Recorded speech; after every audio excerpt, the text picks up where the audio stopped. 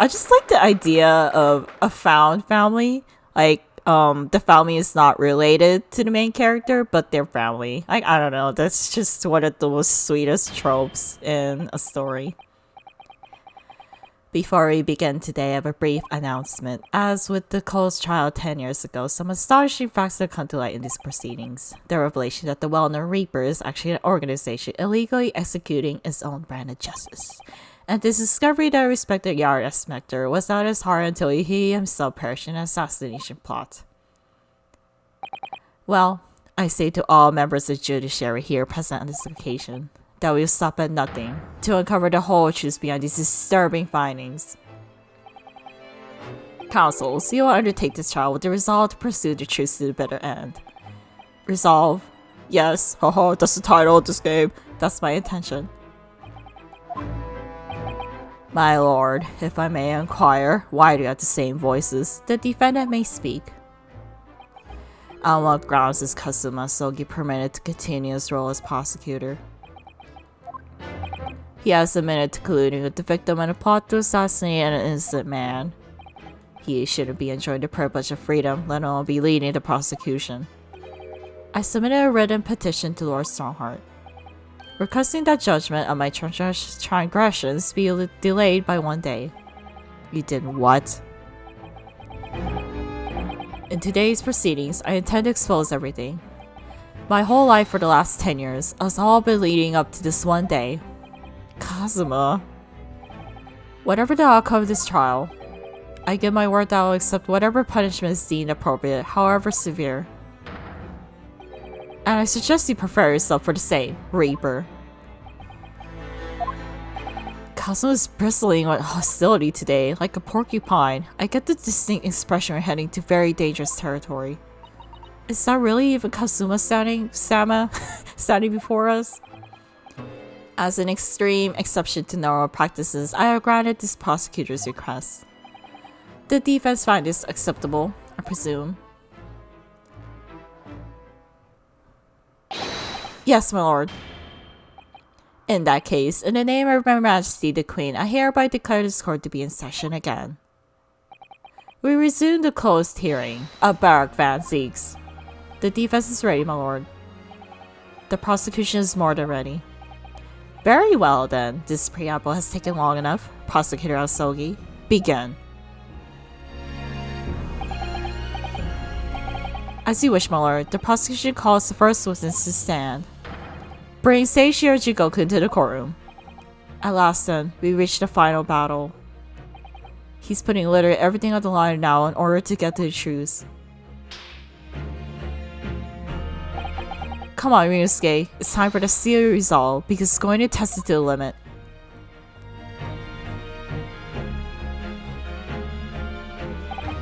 Witness, state your name and occupation for the court. So it was you who issued this, was it? You're a subpoena? I did what was necessary. Well, look at what the young man has become. I didn't think I'd see the day that he'd take that toll with me, I must say. The witness will ensure his responses are pertinent to the questions asked. My name is Seishiro Jigoku, a Supreme Court judge from the Empire of Japan. 16 years ago, this man came to London as a visiting student. 6 years later, he returned to Japan. As well as presiding over the Supreme Court, he is also currently Japan's Minister of Foreign Affairs. I am of course fully aware of Mr. Jigoku's preeminent roles. I invited him personally to the International Forensic Science Symposium as representative of his country. I hear he also played a key role in the conclusion of the Anglo-Japanese Treaty of Friendship and Navigation. Ah, it was a great honor to be involved in that negotiations. I put my all into that treaty. Judge Jigoku, I must ask. Well, I never fancied a young murdering student turning up here of all places. You couldn't be yourself. And now I'm a practicing defense lawyer. Yes, I'm full of self-importance like your friend across the courtroom, I see. Damn. You came here to London by invitation to the International Forensic Science Symposium.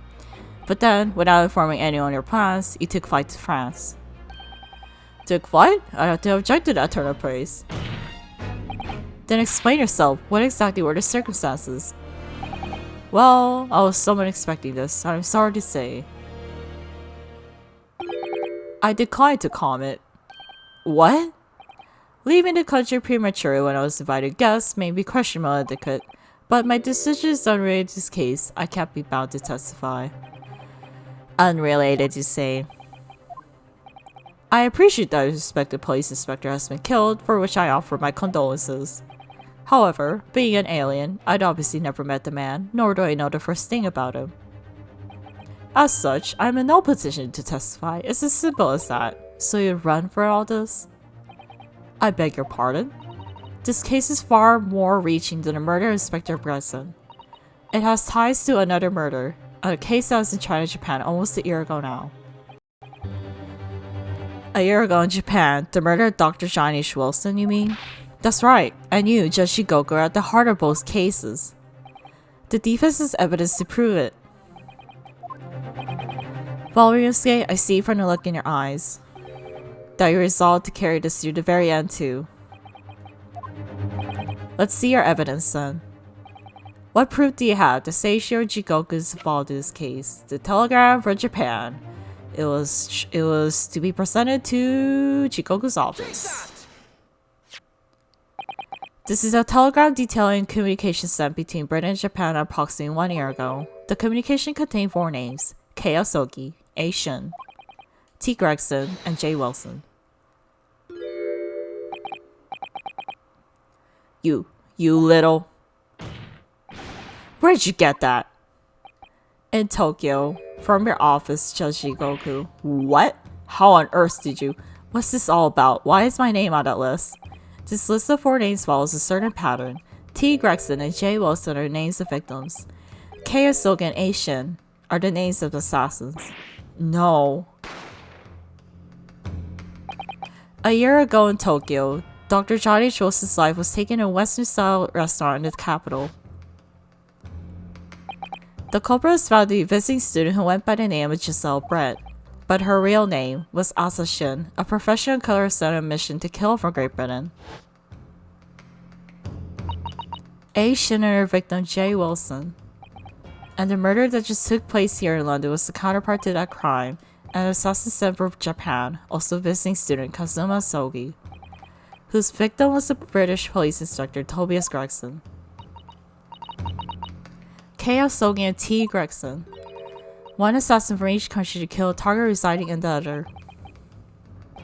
What exactly is the defense suggesting? These 2 cases of murder, one that took place in Britain and one in Japan, were masterminded by apparent individuals from each country as a form of assassin exchange, and the telegram the defense required is proof of this international contract to kill. What?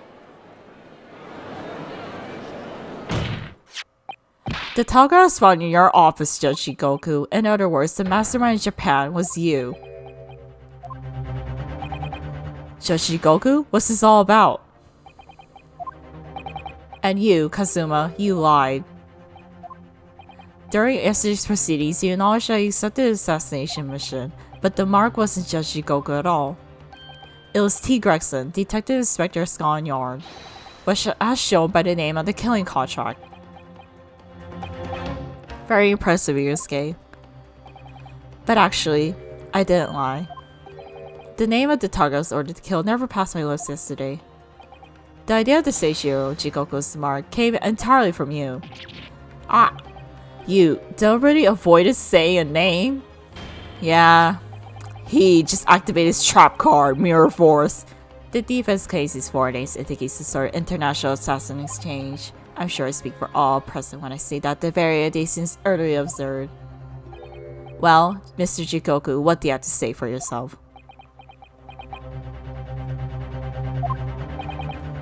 His science only goes to prove his guilt.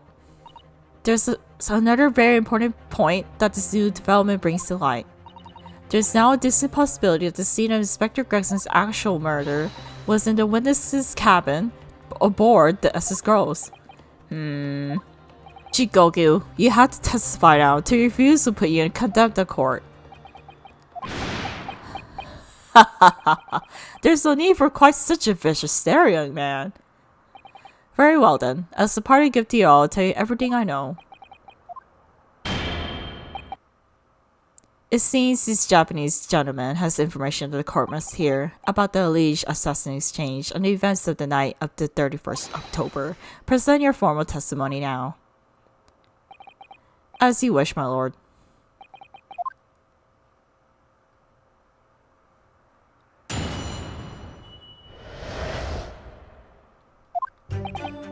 It's true that Kazuma Sogyo signed the assassination mission 1 year ago now.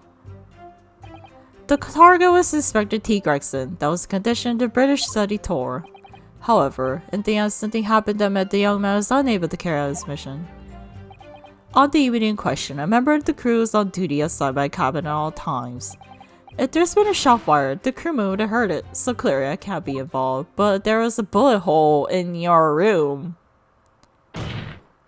So you admit it then? As this communication suggests, there really was an assassin exchange arrangement between Britain and Japan. Political endeavor at the highest levels, not something I can discuss here. To use such a worthy practice as foreign study to coerce somebody to commit murder. It's the most appalling thing I've ever heard. Appalling? Well, it's easy to judge. Pardon? Asogi had a reason for taking sword to that British inspector, you know. What? Which is why I accepted the mission in the first place. Isn't that right, Counsel? Kazuma-sama? Judge Shigoku, if you're the mastermind behind this Operation Japan, then tell the court the identity of your counterpart in Britain. It's probably his freaking Strongheart. I'm not obliged to divulge that information. As I said yesterday, I've killed nobody. I freely admit that I accepted the mission, but on the night the plan was to be executed, I backed out. In short, this assassin exchange that the defense has identified is unrelated to the events of this case. Then why was there a slash on Gregson's case? The crucial point is this. Your police inspector cannot perish aboard that steamship in Dunkirk.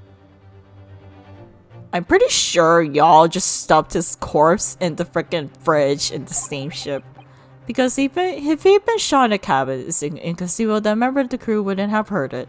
There's a bullet hole in your wall. Y'all are lying. You guys are just lying.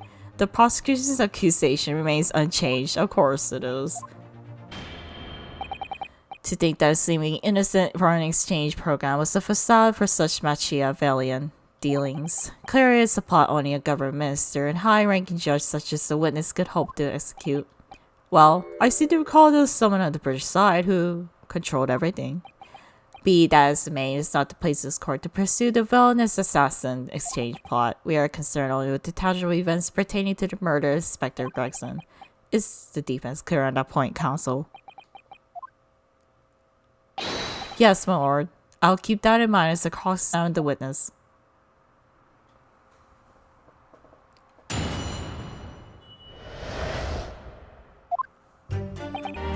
Okay, but wasn't there like an evacuation drill? I can finally examine this. Whoops, the mic kind of shook a little. Evacuation drill notice, 31st October. Following departure from the port of Dunkirk, all crew members are required to assemble on the main deck at 10 p.m. in order to review evacuation procedures. The drill will take 20 minutes. Crew to resume duties as soon as the drill is over. So during 10 p.m. to 10:20 p.m. a gunshot could have been had, but the crew was on the boat, so they couldn't have heard it. Like, I mean, the crew was on the main deck of the ship, so they couldn't have heard it. Yeah, I don't think the crew was on duty outside, sir. There was an evacuation drill in Teneri. Yes, as the court has heard, there was a crewman posted outside Judge Shigoku's cabin. However, we can be sure that, contrary to the witness's claim, the guard wasn't there at all times. What? I have here a notice of a particular event that was scheduled to take place aboard the steamship on the 31st. What? Where did you get that? It's evidence scattered by Mr. Herlock Sholmes. You were acquainted yesterday, if you remember. Herlock Sholmes again. According to this itinerary, after leaving the port of Dunkirk at exactly 10 p.m. and for a period of 20 minutes, all crewmen and escorts were to gather on deck for an evacuation drill. All crewmen were away from their posts, and during the 20-minute interval, of course, any gunshots emanating from your cabin would have been heard by no one. Jigoku, you're kind of scaring me now. In summary, Judge Jigoku, you had an ample opportunity to commit the crime. Arg! Objection! A 20-minute window of opportunity, that's an excellent fine, Ryusuke, but it amounts to nothing. Why? Because the witness clearly stated in his testimony that no incident occurred in his cabin. There was a bullet hole on his freaking cabin wall! Unless he has some decisive evidence that could show his testimony was false. Your accusation is nothing more than conjecture. Very true. Wild counsel. Inspector Gregson was killed in Judge Jigoku's cabin that night. I'm certain of it. Because the defense has evidence to prove it.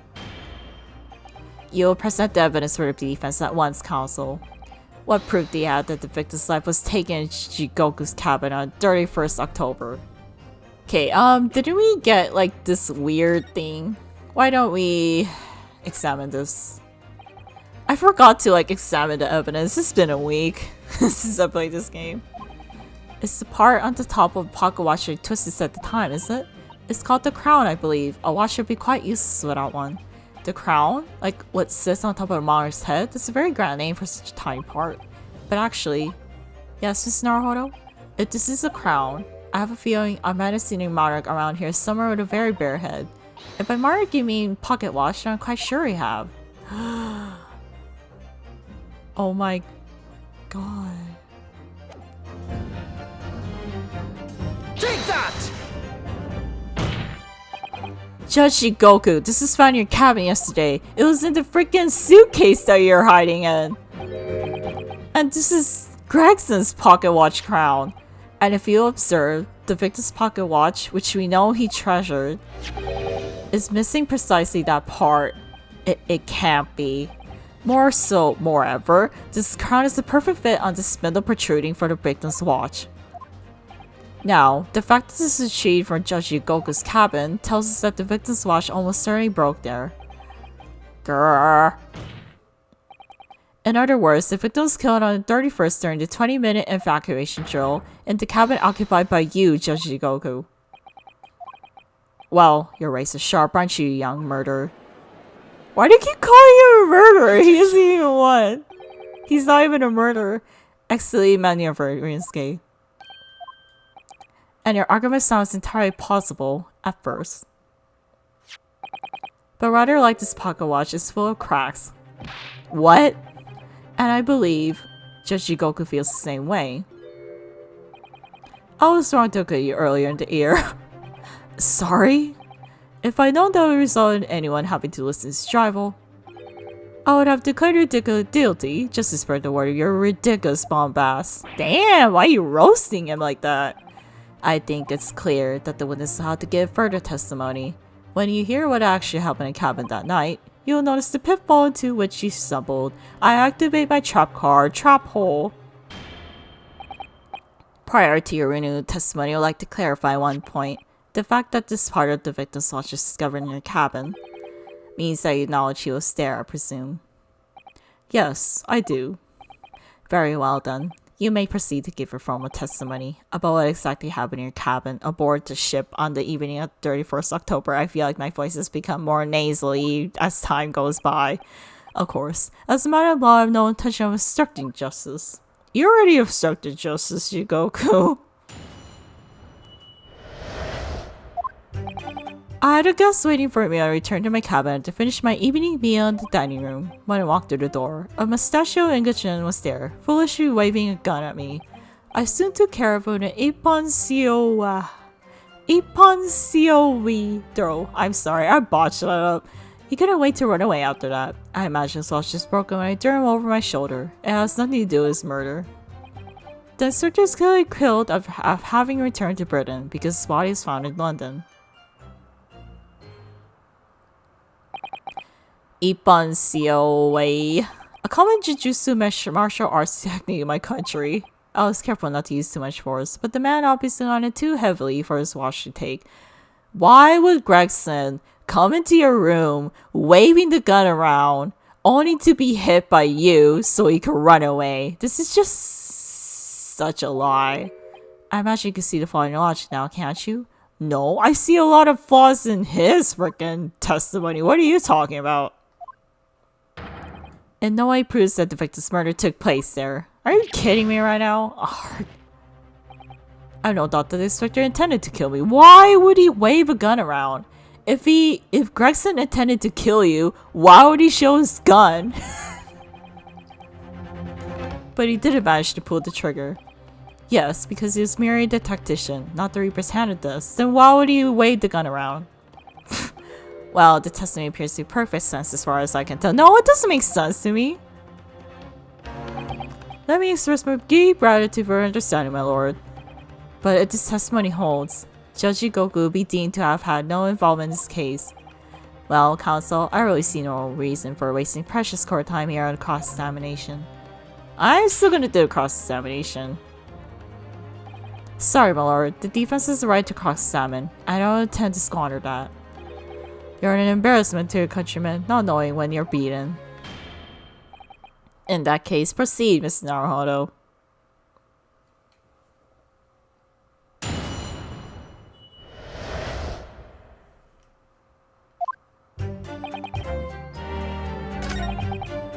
Okay, you're just lying in these statements, so I'm not gonna bother with this. Okay, I'm gonna press this. I need more information, but there's no evidence that proves the victim ever returned to London alive. Just take a moment to think that idea of yours through now, Stripling. What? If the inspector was killed on a steamship in France, how on earth could he have gone back to Britain? Maybe they moved his body. When people die, their bodies remain at the same spot. It's the devil of a thing. Well, you know what? I think it's the devil of a thing that people can move corpse. Have you ever thought about that? Well then, obviously the culprit must have moved the body. How exactly? Carrying a corpse off a ship in your arms and raise a few eyebrows at least, don't you think? Well, maybe the corpse was in a suitcase. Like you, Jigoku. Like how you were hiding in your large suitcase. Well, yes, it's true, but all passenger luggage is suspected when it's unloaded from arriving vessels. Maybe they didn't expect that particular luggage because it's from important government people. I don't like to think that border police will carry the corpse of an English gentleman as a hand luggage. If the murder had taken place aboard the ship, you would imagine the body would have been disposed of at sea. There will be no sense risking being caught by attempting to transport the body back to Britain. That's killed the idea then. But perhaps not. Mrs. Otto? We've heard that the first-class passengers were under constant scrutiny by the crewmen posted to guard them, which would mean that the culprit had no opportunity to dispose of the body in the sea. Yes, that's true. So transporting the body to Britain may have been the only viable alternative. Dear me, you really are new to this, aren't you? I thought I'd been perfectly clear, but it seems I'm going to have to explain it in words you can understand. I think I ought to alter my testimony. With your consent, of course, my lord. I have no objection. Say your amended testimony now. There's no possible way I could have transported the victim's corpse back to Britain.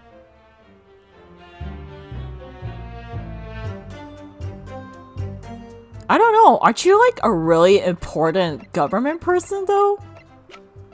Why would anyone inspect your luggage? Because you're an important government person.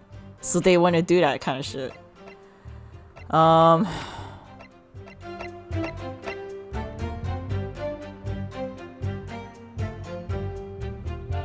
mean, yeah.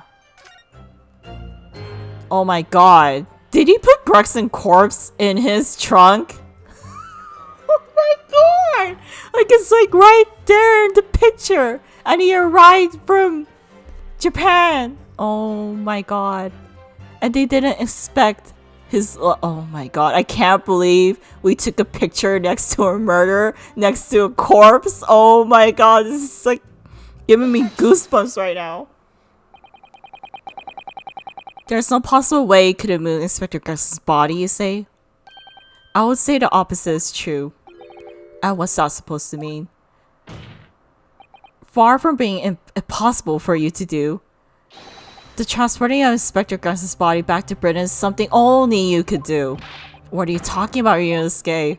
As well as being a judge, Mr. Jigoku is also Japan's Minister of Foreign Affairs, which means he's exempt from having his luggage searched when he enters the country. We learned that when he first met you upon your arrival in London. Yeah, you're such an important piece of shit that they wouldn't inspect your luggage at the border. Oh my god, was Gregson in that case the whole time? Oh my god. I presume you call this Judge Jigoku? Oh my god. It's the photograph we took at the fire at the hotel to mark the occasion. As the court will note, you have with you your large travel trunk. Large enough, in fact, to have a corpse inside. Mr. Naruhodo, sure you're not suggesting? I'm afraid I am, yes. 3 days ago, when we were chatting innocent with the new arrivals in Japan in the hotel. Oh my god, the body of Inspector Gregson was just meters away from us, inside Judge Jigoku's trunk. Oh my god.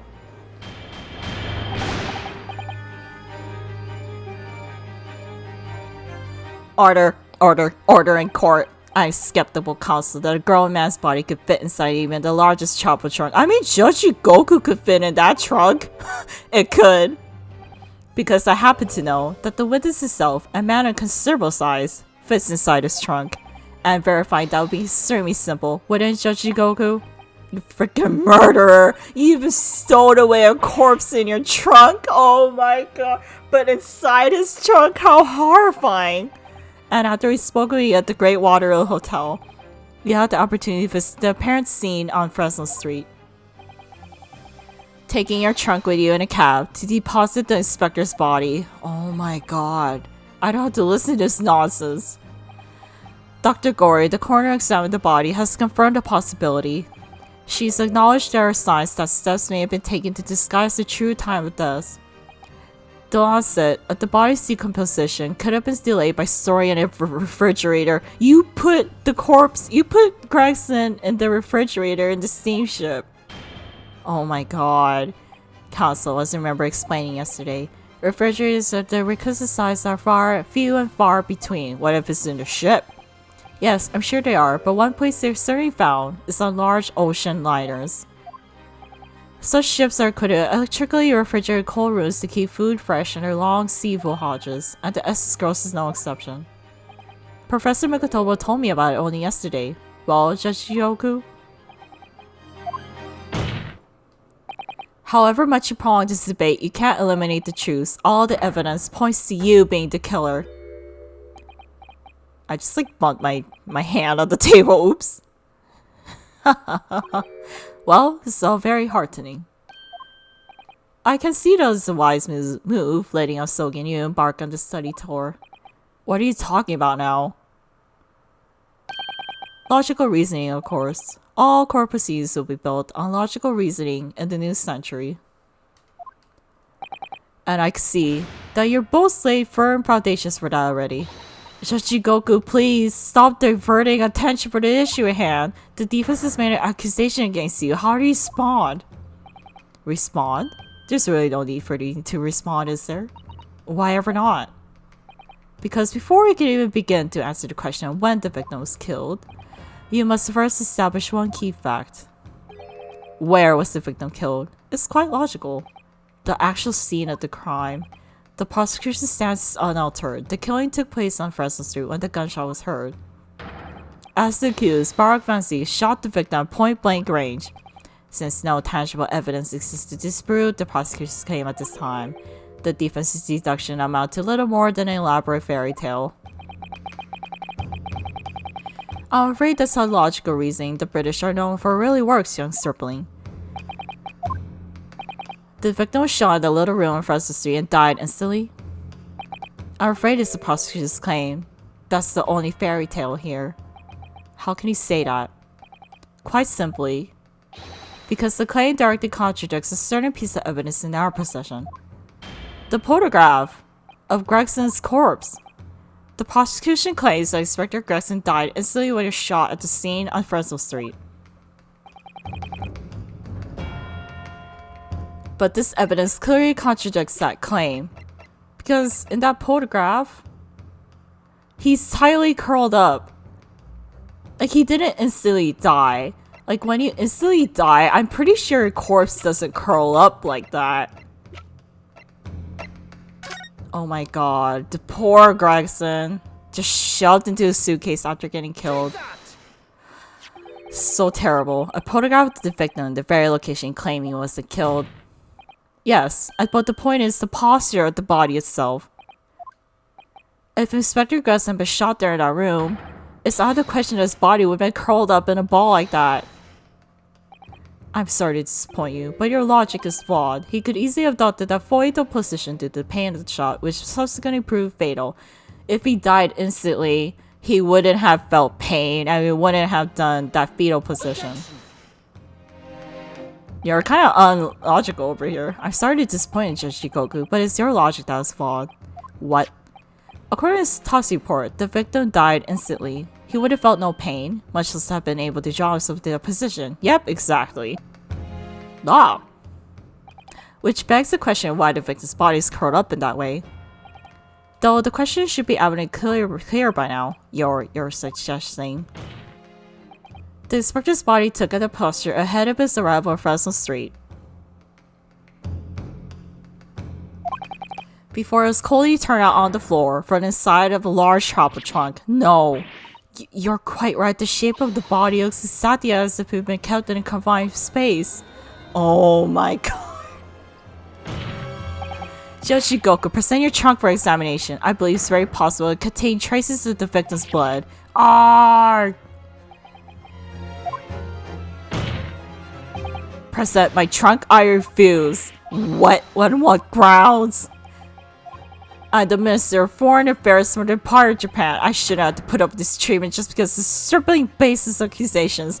I mean, if you're not guilty, then you present your trunk, but you sound very guilty right now. In other words, Judge Shigoku, there's blood in your trunk. I decline to answer that. As the Minister of Foreign Affairs, At this moment, you're not a government minister. You are a witness in the trial of Britain's highest court. I don't care who you are or what your status inside this courtroom might be. You will not withhold information. Nothing is more important than the truth. Alright guys, I think this is where I end part 35 and 36. Oh my god, the things are just heating up here. Okay, alright, thank you so much for watching, and I'll see you guys next time. Bye bye.